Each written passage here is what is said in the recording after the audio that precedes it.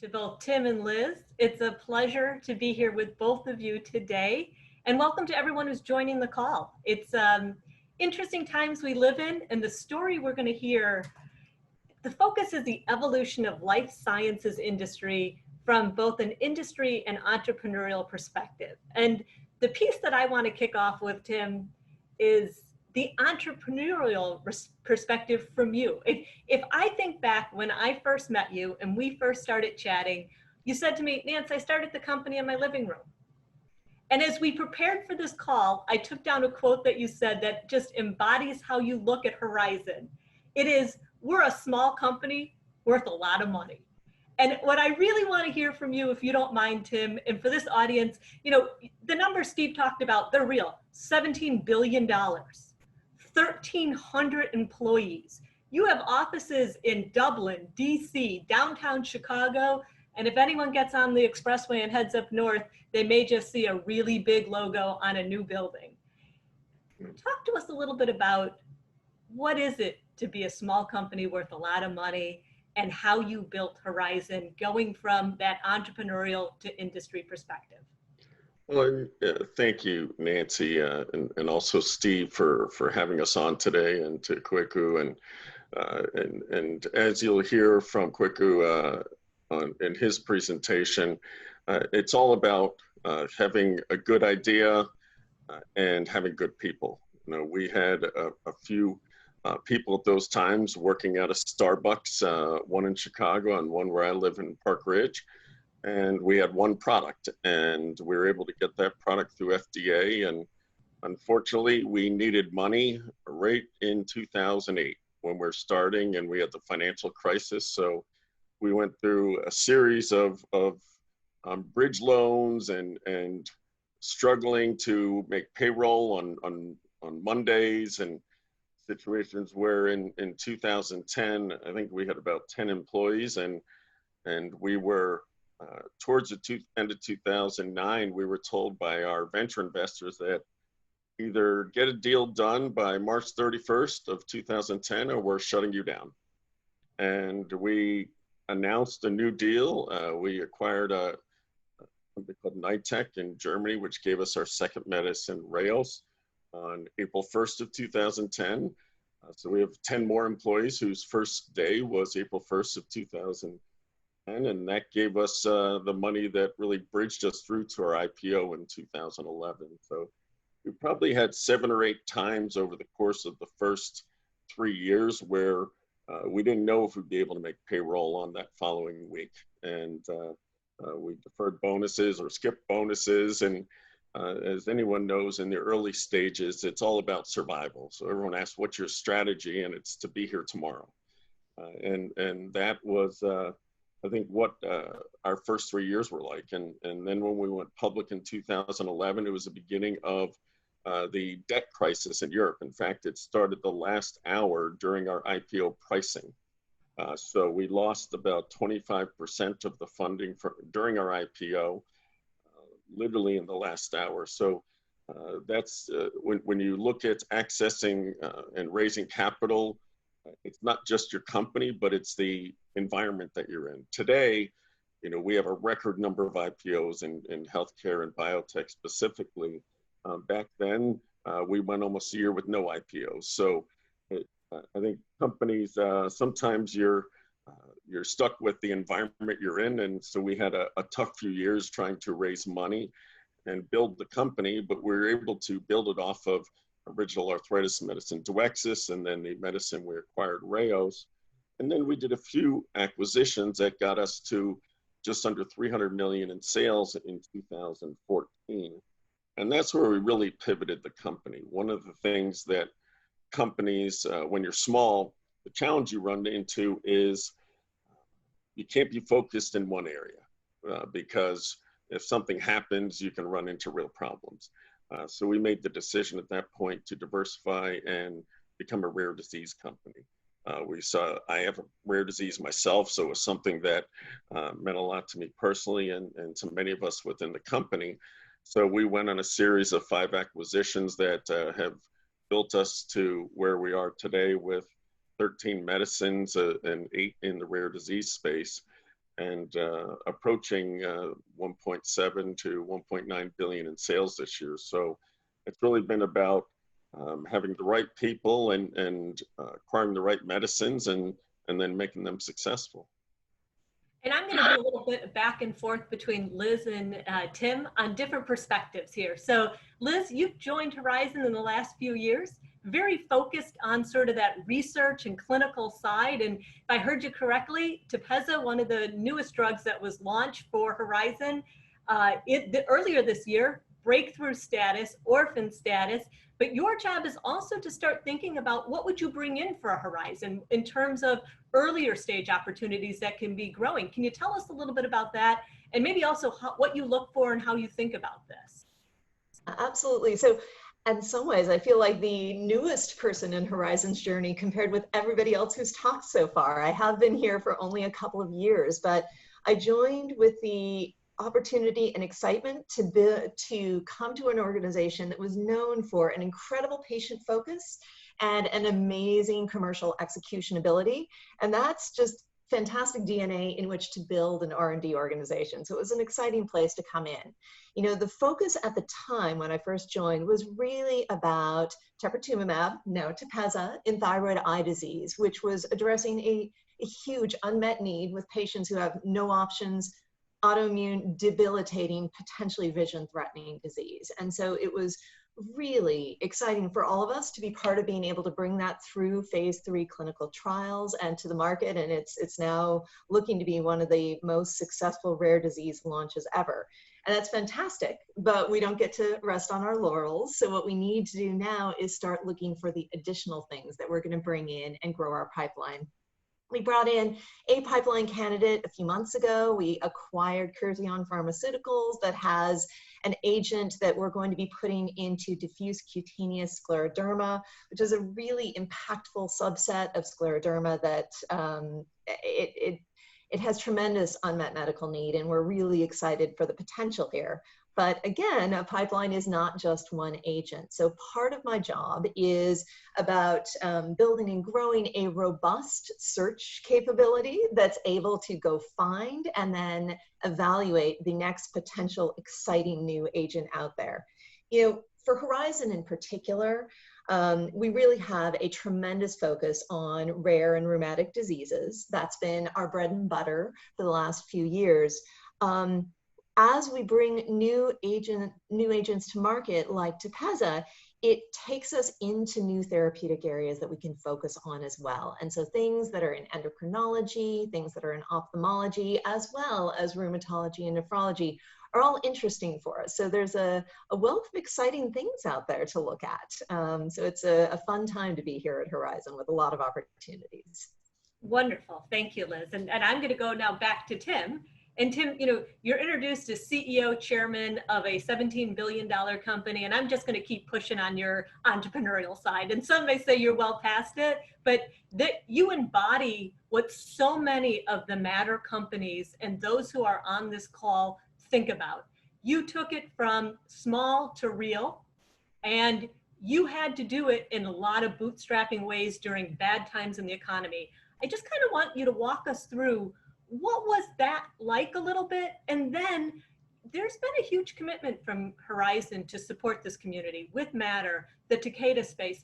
Talk a little bit about what you are doing now to help make that community and your engagement around the community, both on a social side and an investment side. Sure. One of the things we didn't have was, like Steve said, we were able to, with you and Steve and many others, to start Matter in 2015. We had to work in a coffee shop. So we didn't have Matter. And one of the things that Matter brings and really is so important in the formation stage of a company is the network, is how do you draw upon people that can help you fundraise, people that can help you with regulatory experience, designing that clinical trial, or being able to access a lab and various different technologies that you need. And I think as we were building our company, there was always that story that you can't do it in the Midwest, you can't do it in Chicago. The venture capitalists come in, they take it to Boston or they take it to San Francisco. And we wanted to prove that you can do it here. We launched the biggest medicine ever in the industry with Humira. I led that business and does $20 billion a year, and that was done here out of Chicago. We launched the biggest arthritis medicine prior to that, with Celebrex doing $3 billion a year. So we thought, hey, you can do this here.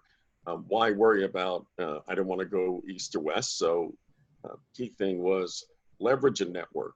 And that's something that, because of my prior experience, we had access to that network. But I think that is what our real commitment is with iBio, with Matter, with the number of the investments that we're trying to make back into the community here in Chicagoland is, especially with Matter, is you have to have a place to go so that people can congregate, the resources can be there, we can learn from others' ideas.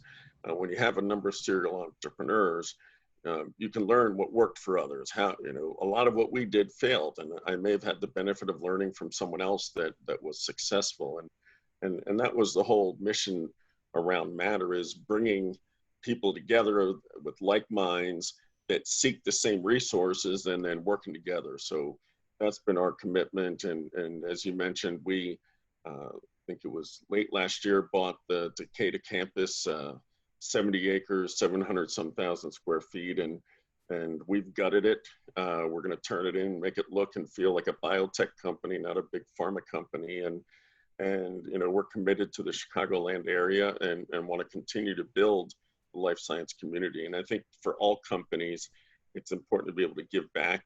We have a number of people who are working with Matter, with iBio, and a lot of our folks that get involved in the community. It's not just about giving money. It's important that everyone, makes their own personal time to give back and to provide resources to the community. So I think for us, we want it to be easier for others than it was for us, because there just wasn't any local resources available to us at the time.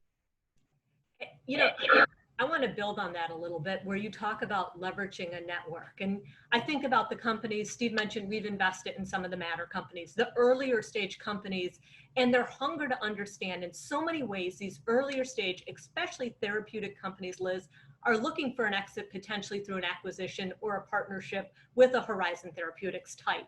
Can you walk us through a little bit, and it's different for everyone we know, but a little bit around, what are you looking for? What should they be ready to give you, present to you? What should they be expecting back from you? It's a little bit of behind the scenes. What can they think about in the process it goes through? Yeah, so I'd say that the first thing, the first advice, if you will, that I would have for startup companies is that, like any kind of relationship, partnerships between businesses can look very different depending on what each party needs. And I recommend giving some real thought to your own goals and needs. And the easy answer to this is always money. But it actually can be a lot more nuanced than that. And I'll say, for Horizon, our partnerships have run the gamut from very early discovery work with a company called Hemashire, looking at the basic understanding of gout as a disease, all the way to full acquisitions of commercial stage molecules. So depending on what you're looking to get out of it, there's a big range of what that can look like. So I think the first thing is to actually know yourself and know what you're looking for. At Horizon, we try very hard, and we think one of our differentiators as a partner is that we offer our partners unparalleled both expertise but dedication in fully exploring and realizing the potential of what your asset is. And since our pipeline is growing largely by partnership, we really do need to focus on giving it our all for any of our partners. And I think that it's something that startups should think about, is the amount of focus and resourcing that a potential partner could bring to maximize the eventual value of your compounds or your ideas. I think that there is value in looking for a partner with a proven track record from a commercial point of view, someone who you think can help your baby grow up and get them out onto the market and do good things with them when they do.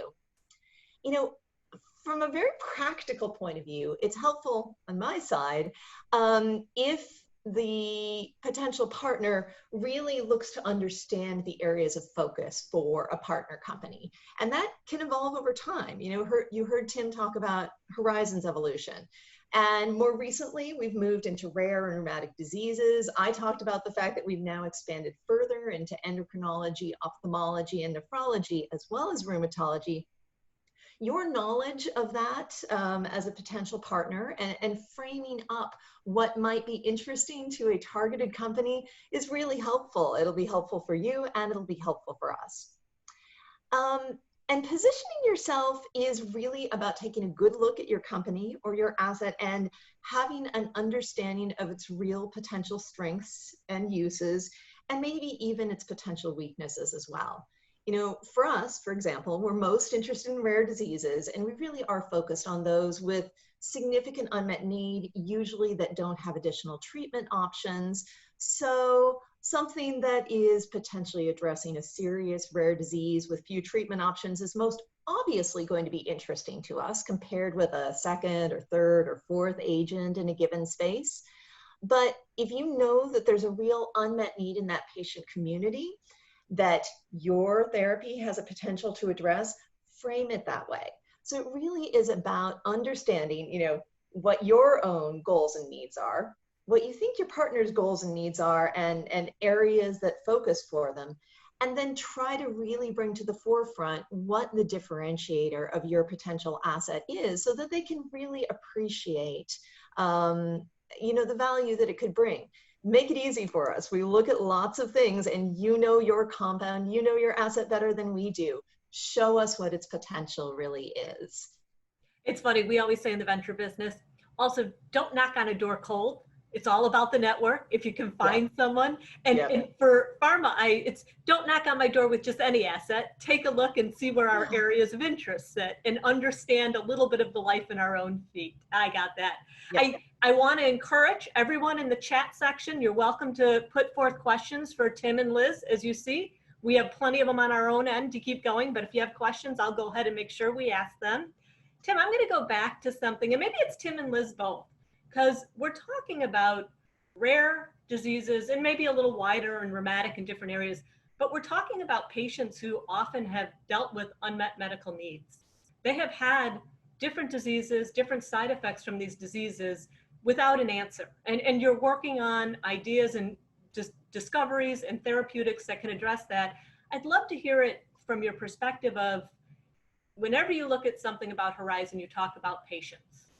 How do you work with your patients? How do you think about your patient population? And how do you engage with them? Sure, I'll start off, Nancy. I think the first thing you have to do is engage with the patient advocacy organizations. And if there aren't, Tepezza is a great example. This is our recently launched medicine. When we acquired the medicine in phase 2 and we're planning a phase 3 program, we said, well, let's reach out to the advocacy groups. And there was an advocacy group with one person. So the entire advocacy community was one woman impacted by the disease. So many times the disease you're going into doesn't have a well-formed advocacy group. And there are groups called global genes, which help advocacy groups really grow up and form, especially in the rare disease space. So we try to connect, for the instance, with the Graves' disease and foundation. We connected them with a number of other groups that help them grow and become a more formal. So one of the things that are really important for advocacy groups is getting patient history and building patient registries, especially in the rare disease space, because there aren't prior therapeutics, or in many cases, good treatment algorithms. It becomes a real challenge of how do you define and how do you actually measure clinical efficacy. If you look at Tepezza, we had a disease that had never had a therapeutic option. The patient on average had 3 to 5 surgeries per eye to try to avoid either blindness or significant double vision or significant disfigurement of their face, and led to high levels of depression and just an awful population. To now, I'll give you an example. I got an email the other day. We had a woman who had the disease for 28 years, had 14 surgeries, began Tepezza, and her double vision is almost gone, her pain and suffering. Normally, where the medicine was studied in early stage patients who are newly diagnosed, we're seeing patients all the way out. So don't define your market opportunity. And one of the real amazing things is when you look at these patient advocacy groups, sometimes they just want time. They want help. And what we did with this advocacy group up front is literally just said, you know, we'll help connect you with someone who can cheaply build you a website or can help you with an email list to contact or really build. So it's really, sometimes it's more than money with advocacy groups. It's really using them to understand, to meet opinion leaders, to understand who are the key people who can help you design a trial. Sometimes the advocacy groups can point you. So that's really been the basis of learning in an area that has no treatment, which most rare diseases don't have. Amazing. And Liz, I mean, when you hear that story and you think about it, and you said earlier on, you kind of joined to get TEPEZZA over the finish line and look at the next ones. What do you think about with your patient groups and answering unmet medical needs? Yeah, and that's it's the basis of what we're trying to do is make sure that we're developing medicines that do something that really matters to the patient. And so absolutely, we engage with patient advocacy organizations. When, particularly in the rare disease space, when you find physicians who specialize in a given rare disease, they can be tremendously helpful in offering a conduit to patients so that you can understand what really matters to them. We're also doing things in some of our clinical, that take advantage of our clinical trials to further learn the patient's perspective, not just on the therapy, but on the disease and what about the disease matters to them, which components of it really are most impactful for their life. This is helpful for us just from a design perspective, but it really helps make sure that we are focusing on the core of what we mean to do, which is developing something that helps patients meaningfully in their lives. This is part of the early stage development process, but I'd also say that it is a component of what we do even after something is initially on the market to figure out how to continue to evolve it. We are working on a potential of making infusion administration more convenient for our patients on Krystexxa. We recently launched a new version of one of our medicines in a handy tear-open foil packet that they can use to sprinkle into liquids or on food, because this is easier for patients who have trouble swallowing. So sort of throughout the development process, we're looking to understand what matters to patients and try to figure out how to deliver that with our medications. This is an organization that feels the needs of the patients very deeply. A lot of the people who work here are like Tim, rare disease patients themselves, or parents of children with rare diseases. So this is something that we all feel pretty profoundly. We're starting to get a little interaction from the audience. So I'm going to do a quick follow-up to that, which is maybe Liz or Tim, one example of a concrete interaction with patients or some sort of a case study, just drilling down a little bit of that in the vision of Horizon. And then we're going to go maybe back to you, Tim, and some of the history of Horizon. Well, some of it, I'll go back to when we're first developing Humira, and it applies as we're looking at TEPEZZA. When we were first developing Humira, we got together a group of patients who had long-standing rheumatoid arthritis, 20 to 30 years. And then we got them together with people who were in one of our clinical trials and patients who were just diagnosed with rheumatoid arthritis, went on Humira and got great benefit.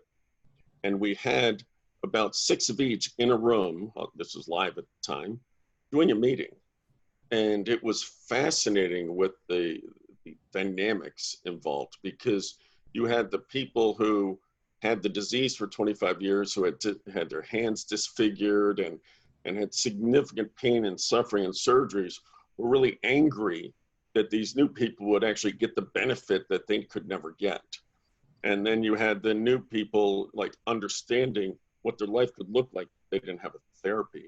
And we did some of the same things with TEPEZZA as we're developing it. Is we went and talked to patients who had newly diagnosed disease, people who had, there was a woman who helped to start the main advocacy group, and she had actually had, I think it was, she had a list of 3 pieces of paper that she carries around handwritten in of the 70+ surgeries she's had on her eyes. And she literally carries it. She came and talked to our sales training class, and she carries these papers of all the different surgeries she's had. And so you go from someone who's had 70 surgeries, has permanently impaired vision, to someone who got the disease, went in the clinical program, and was immediately benefited. And what's really interesting is the woman's Nancy Patterson, who has had all those surgeries. she is so excited to help everyone avoid what she went through. So, and she's been infectious, and we've had her in front of our sales organization, our commercial. We brought her in to talk to our whole organization, and it's really people like she just wants to help those who to not become like she is. And so you can learn so much by literally getting patients in a room, talking to patients who span the course of the disease. It's really important to not say, hey, I'm going to design a clinical trial in early stage patients without understanding what that late stage patient who's been through all the suffering has been through. So I think it's really important to understand the broad range of what a patient actually goes through, despite where you're going to pick to best get regulatory approval, because your initial regulatory approach may not be how you ultimately want a broad range of patients to be treated. We have to narrow it down to best chances of regulatory approval. And Tepez is a perfect example. We studied in just active patients, and now we see it used in patients who have, and those are patients with disease with about 1 year on average. Now we're seeing people used with 10, 12 years of disease. So it's really important to understand that disease well. I'm going to step back a little bit and then actually talk to put your hat on back when maybe it was 2008.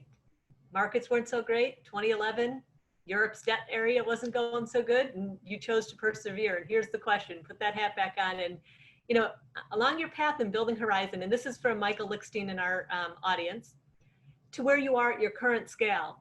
Did you ever consider being acquired earlier? And what factored into your decision to say, no, we're going to grow. We're going to keep to it and grow? I think, first of all, I had no desire to be acquired, and I think that's one of the big contributors. I think a lot of folks go into it with the desire to get it to a point and sell it. I wake up every morning and love what I do, and have always, I think I always told people through various phases, when a company gets bought, a small handful of people make money. When a company builds itself successfully, everyone in the company who gets options, we give options and stock to every employee, everyone does well. And so my philosophy is have the whole family do well, not just a small number of people. And we had a couple times where people tried to get us in some of those trying financial times far below our value, but we were able to keep them away and persevere and kind of see what we wanted to be in the future without actually knowing if we'd ever get here.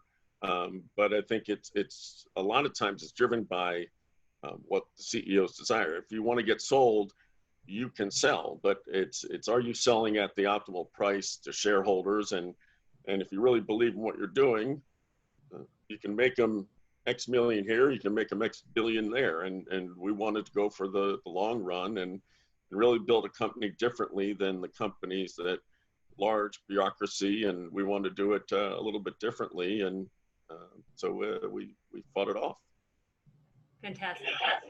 We're going to switch gears a little bit, but I'm going to tie it back to the earlier question. And this is from Elena in our audience. Elena is asking us, when you think about a prime target market, is it a healthcare practitioner or direct to patient? And really, Elena's framed it around digital strategy, but maybe we can take it up general strategy and then go into digital. Sure. You can't go digital or DTC without having the physician prepped to receive the message. I think you can generate a lot of interest among patients in getting diagnosed earlier or seeking the right physician. So if someone, in the case of Tepez, is being treated by your endocrinologist who doesn't treat the eye involvement seriously, you can educate them through digital means. Go see the ophthalmologist who's going to treat it. So I think digital can be used around disease education. But if you really want to drive to the use of your medicine, you really have to make sure that you have the right medicine, because you don't want to be driving to a physician that isn't ready to use your medicine. So I think it's how and when. Early on, using digital, it's awareness, it's educating on the disease, that there may be something coming down the road, or how to accelerate people through. If people have to, in the case of rheumatoid arthritis, they usually have to fail methotrexate and several other chemotherapeutic agents that have been adapted to rheumatology before you can get to a biologic. So you want to basically educate them, get on those, you're going to fail, but get on them, fail them early so you can get to the right treatment. So to me, that's the best use of digital, whether it's DTC or through online and other medias. If you want to really go to converting and using your medicine, that's really got to be driven through the physician first. And does that make us go back to a little bit on Tepezza, where when you go through the FDA, you have to think about an indication for approval, but there's a larger sect of individuals who may value this, and it's the healthcare professional who might go ahead and make sure someone who's had it a little longer uses it. Is there an education portion to a healthcare professional that you work through? Without a doubt, and every specialty is different. I'll use the two. And rheumatologists typically want to see a controlled clinical trial. Even if it's not in your label, they want to see that controlled clinical trial in abstract or published before they will actually begin using it. They have more of a need for data, whereas in ophthalmology, there's less therapeutics. They're used to more case studies. So if there's a case study in 1 or 5 patients, I'm going to take that case study and I'm going to try it in my own practice. And that's what we've seen with Tepezza is I have a patient who's got disease for 28 years and 14 surgeries, and the medicine worked great. I'm going to publish that case. In rheumatology, it would be ignored. Here in ophthalmology, they value that. So it really, you have to understand the specialty. It goes back to learning the disease, learning the type, the way it's treated, and how people practice it. Because assuming an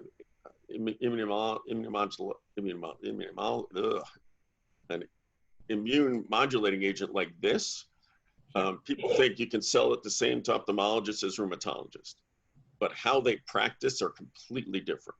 So you really have to tailor what you do to how they practice, and some require much different type of clinical trials and evidence. And then you go into what is the evidence you then need in managed care to get managed care to pay for it if the physician decides to use it there. So all of those factors come into play. We have more approach strategy question, and then we may move into a little bit about clinical trials and health disparities. But the last audience question we have here is, do you have a priority review voucher approach? Pretty technical based question, but maybe ties into some of the earlier comments. That typically comes from a process in studying in children, and you get a priority review voucher through various different regulatory strategies. That is not something that has been pursued with any of our medicines.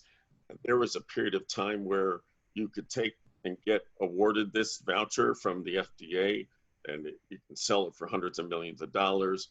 There are many more out there right now, so the value of them has decreased significantly. So that was more of a one-time opportunity for a few years to maximize dollars. And basically what it meant is you get a regulatory designation that you can sell to another company that normally if they were going to get approved in a year, they can get approved 6 months earlier. So you can sell that, they give that to FDA, FDA reviews it in 6 months versus 12 months as an example. And that was something that was very valuable for a few years, and now has really not bringing that much more value to the market. So it was a great regulatory strategy to leverage for a few years, but not something that we're pursuing. Got it. Thank you for that. I would like to talk a little bit about what we're seeing right now in sort of the medical clinical side. You know, there's a general health disparities issue when we look at clinical trials, you know, in terms of making sure that we have racial across the board, Black and brown, and individuals involved. I believe I read it's 6% of diversity within trials. I just wanted to open it up a little bit as we prepare for Kwaku coming in and some of the things Drugviu is doing. If you could talk to us a little bit about that. And Liz, I'll start with you on this one. So, you know, health disparities have long existed just broadly within healthcare, and specifically in communities of color with lower access to quality healthcare, socioeconomic inequities, and a variety of other factors. And this gets compounded in clinical trials. And historically, ethnic and racial minorities have been significantly underrepresented in these trials, which comes from a lot of the same issues, and then some additional issues around mistrust of the medical community, et cetera. And this is the kind of thing that has far-reaching and problematic consequences, because it means we don't understand as well what our clinical medicines can do for a representative population. We just get that sense, that trial in a very specific population. So there's been a lot of work in the scientific community aimed at understanding what some of these barriers are and trying to develop some strategies around it. Broadly, this includes things like outreach to these communities, recognizing that there are some very real and very reasonable trust issues that can exist with the medical community that make people reticent to do things where they could feel like guinea pigs.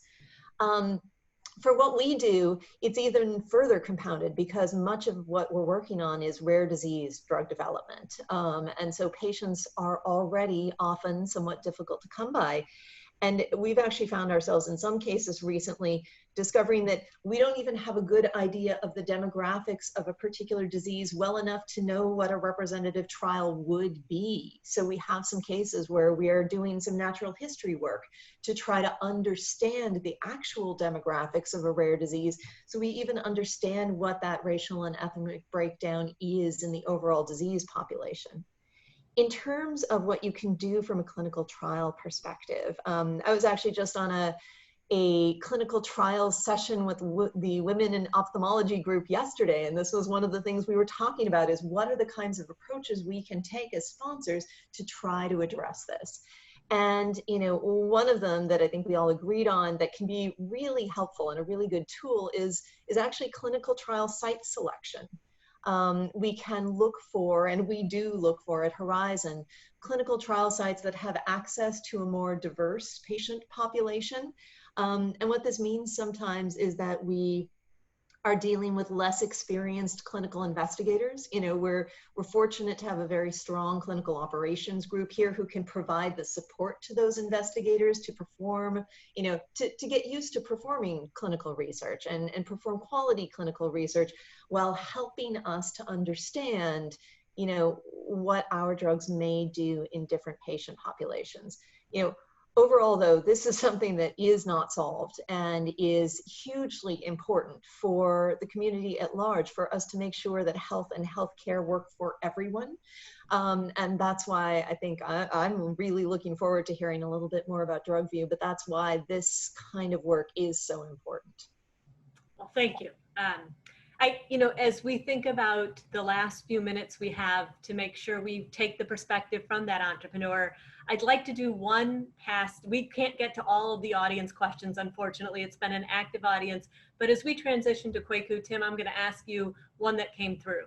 As an entrepreneur who was crazy enough to look at moonshot opportunities in therapeutics, and there may be others in this audience, one of which is asking the question, what were the top 3 things that kept you going? What's your fundamental advice? Well, I think it's don't quit. I think that if someone says you have a 1% chance of raising money, ask 100 people, because you'll get your one. And I think it's the companies are not they get built. Brands are built, companies are built. And I think it takes that perseverance, and we failed at many different things and then had success and failed again. And I think understand that it's going to be tough, and we're out of money many times. And I think it really comes down to continuing to stay at it. We had term sheets for financings that we're ready to be signed and we're ready to go, and people pull out at the last minute and you think it's over, and you just keep fighting. And I think that's 1, 2, and 3 for me, is just that persistence that if you believe in what you're doing and in the benefit it can give to patients, then stick with it, and eventually you'll be successful. Nice. Well, I just want to take a moment to thank Tim and Liz for such an amazing conversation around the evolution of life sciences and therapeutics. Horizon is one of the best stories I can think of. And what a great way now to introduce Kwaku Owusu of Drugviu. Kwaku is a matter-based company He runs Drugviu. He is deeply committed to providing diversity in clinical trials and is focusing most recently in the autoimmune space. And we are very fortunate to have him talk with us today and give us a little overview of his company. So welcome, Kwaku, and thank you so much for giving your time today. Thank you so much. I really appreciate it. And I learned a lot from the previous panel. So my name is Kwaku Owusu. I am co-founder and CEO of Drugviu. And I really appreciate your time and want to talk to you about what we do at Drugviu and how we are diversifying clinical research in a unique way. So before I start, I want to talk a little bit about how we got here, how we got to Drugviu. So prior to this, I ran a medical device optimization and safety company. And ultimately, I was invited to speak at the FDA on product safety. And one of the things that shocked me was something that another person in the panel said, and that was the lack of representation in clinical research, both on the device and on the pharma side. Prior to this, like most people, I thought that, clinical trials are representative of the population, right? If you look at the United States right now, about 40% of the people are racial or ethnic minorities, but in a clinical research space, that representation is only about 6%, which is a problem because we know that the same drug can have different outcomes for different people. So without studying enough of a diverse population, we can end up with situations where that drug is not as optimized for diverse populations as it is for white populations. And if you look at, some of the things that all human beings do, one of them is taking medication. So it was something that we really looked into, and we're passionate about using our tech and using our approach to solve this problem. So our solution initially was, creating a platform that allows diverse populations to share their medication outcomes and side effects. It was really simple. There's not enough diverse people upstream during a clinical trial. So could we use real world evidence to see if the drugs are affecting us in the same way that it is working for white populations? So we were pretty successful doing that. We got thousands of people to share their health outcomes and their medication side effects. But one of the things that we noticed was that our most engaged users were people with autoimmune diseases. So we pivoted to focus exclusively in the immunology space.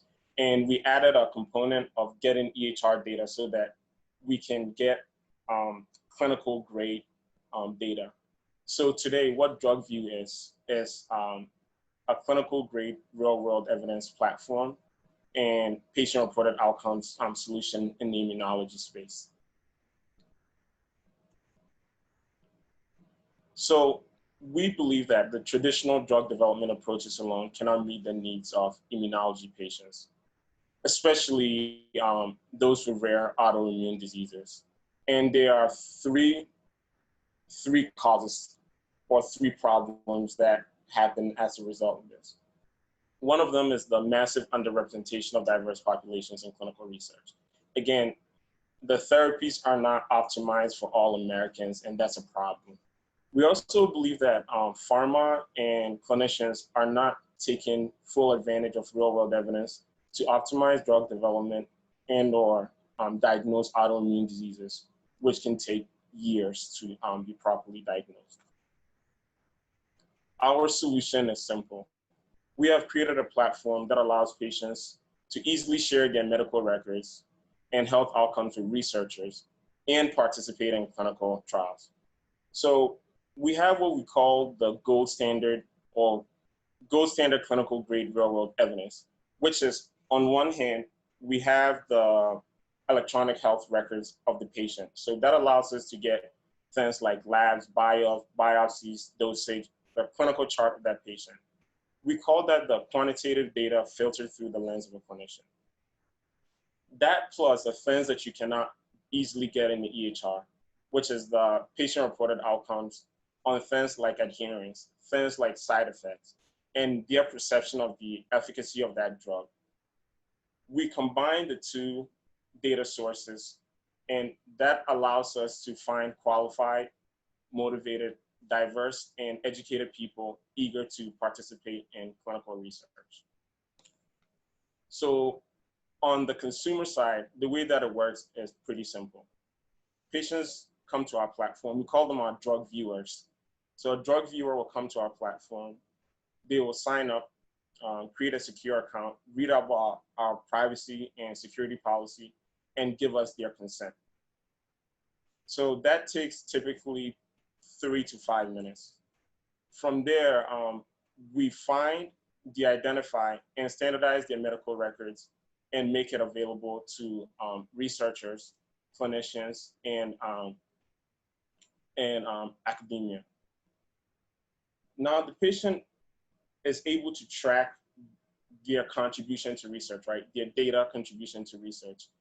Anytime that that data is used by a pharma company, by a professor, by a university, we alert the patient. So they get that feeling of, I am helping with clinical research and to find drugs for some of these conditions that I may have.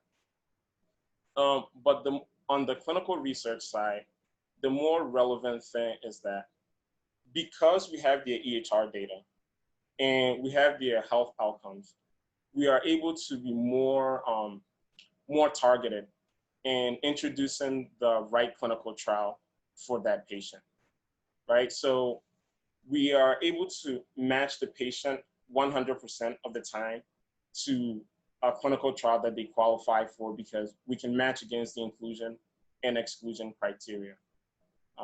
We are also able to target the patient in a way that is more meaningful, because we interact with our patients multiple times, and we have a lot of data that allows us to be targeted. So we can talk to the patient about things that they care about and use that as a mechanism to introduce this clinical research opportunity to them in a way that is more meaningful. So we take a very patient-centric approach of not just collecting the EHR, but we understand the unique health journeys of that patient. We have those multiple touch points. And when we introduce clinical research to them, it is not, we need to get more Black people or Hispanic people into clinical trials.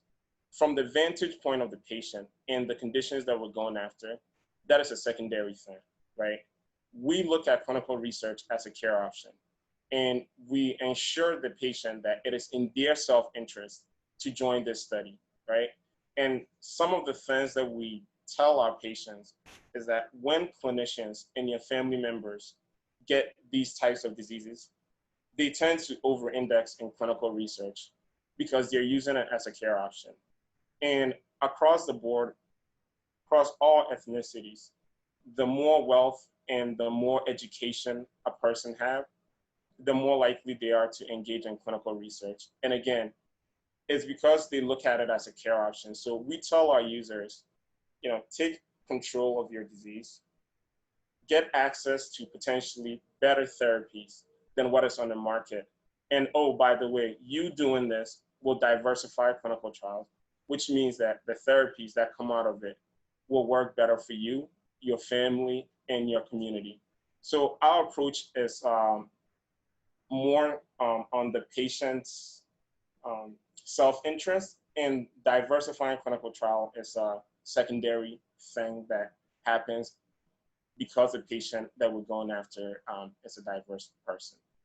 We also work with health systems to get medical records at scale, right? We're really big into data and using data to help with drug development and help on the post-market side. So we are exclusively focused in the immunology space and autoimmunity as a subset. So right now, we focus on central nervous system, digestive, and skin autoimmune diseases. And our focus spans across some of the more common to the rare autoimmune diseases. And our strategy is really to pursue research areas that yield near-term rapid advancement of our unique data set. And as we build our data set, we will get into other autoimmune diseases, right? There are 80 confirmed autoimmune diseases, and we want all of them on our platform, but we're doing that in a system or organ by organ basis. We work with health systems, academia, clinicians, and other researchers to leverage our unique data set, demographically diverse patient population, and patient registry to diversify clinical trials, optimize diagnosing, accelerate drug development, and enhance post-market surveillance. So, we have 3 core customers, right? On the pharma side, we're working with 2 of the top 20 pharmaceutical companies. We work with biotechs in the immunology space to both diversify clinical research and provide this clinical grade data. In academia, we work with Duke and other universities for both the data and diversifying clinical research, and the same thing with Verily. When COVID happened, it hit our communities pretty bad. So one of the things that we started to do was to start collecting symptoms and side effects of diverse populations that have tested positive for COVID. We also joined this thing called the Pandemic Response Network. And it's essentially a Duke University-led initiative to provide clinical triage and resources to people infected with COVID-19. And we wanted to ensure that those resources, some of those resources, go to diverse populations. So we serve as an outreach arm to ensure a diverse representation. And this is important because we know how bad COVID affected people of color. We want to ensure that, 1, they get the resources they need, and 2, they're also included in the clinical trials. So I'd like to talk here a little bit about our philosophy on recruiting diverse populations for clinical trials. And I alluded to it earlier. We believe that in order to get more people into research, they have to look at research as a care option, right? If I'm already apprehensive, and historically, Black people have been used as guinea pigs in human guinea pigs, right? So every Black person have that in the back of their mind, like, do I trust clinical trials? Are they going to do things to me that they are not disclosing, right? So in order to get over that fear, over that apprehension, the patient has to know that, 1, I am safe, right? But beyond that, they have to know that clinical research is a care option, and they are doing this to access new therapies that may be better for them than what is on the market. And it also allows the patients to take control of their disease, right? They have to believe that participating in this study gives me some semblance of control, especially in the autoimmune space where these diseases are devastating and they're both physically and mentally punishing. We have taken the philosophy that those 2 things have to be met before we can meaningfully diversify clinical research. And we're doing everything in our power to ensure that people know that this is a care option for them. Tactically, the way that we recruit, we have our 4 R's framework, which is reach, recruit, randomize, and retain. And we reach through culturally relevant messaging and personalization. Again, because the patient has their dashboard and we engage with the patient throughout the year, we are able to send them relevant clinical trials and relevant messaging. From there, we recruit the patient. We ensure that the patient can randomize. And this is important because for people that are apprehensive about clinical research, they may not understand what randomization is, what informed consent is. So we do a lot to educate our users on the back end so that when they do go to the site, they are able to randomize and they there are no surprises. And then we aim to improve retainment of the patient by constantly talking to them. One of the other things that we've also noticed is that partnerships work, right? So we work with health systems. Patient advocates are a really great way to get a large, diverse patient population.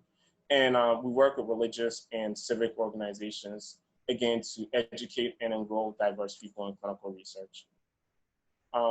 We believe that the combination of the EHR plus the patient-reported outcomes is the gold standard in real-world evidence.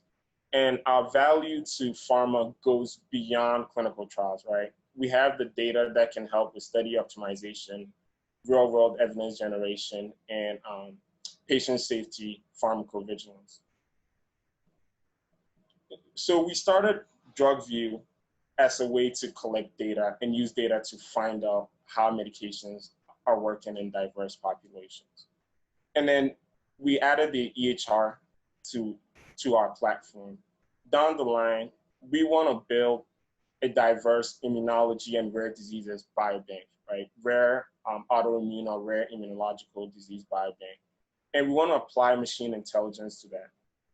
We believe that will give us the full spectrum insights for R&D, commercialization, post-market, and diagnosis optimization. So this is what we are going after at Drugviu.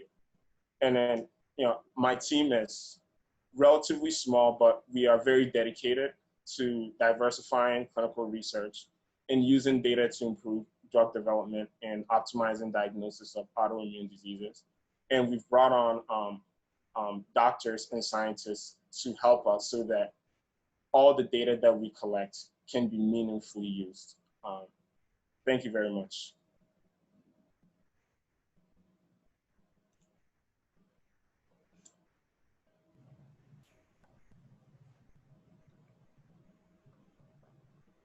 Kwaku, thank you so much for that and for your input around the importance of what we need to think about in clinical trialing. I want to take a moment as we close out today's presentations to thank Liz Thompson, Tim Walbert, Kwaku Owusu, and the entire Matter team for all that you are each doing for the evolution of the life science industry from an entrepreneurial and industry perspective, and truly on both a local and global scale. Thank you very much for your time today. It was a true pleasure to be able to moderate. Take care, and thanks for the audience who joined us today.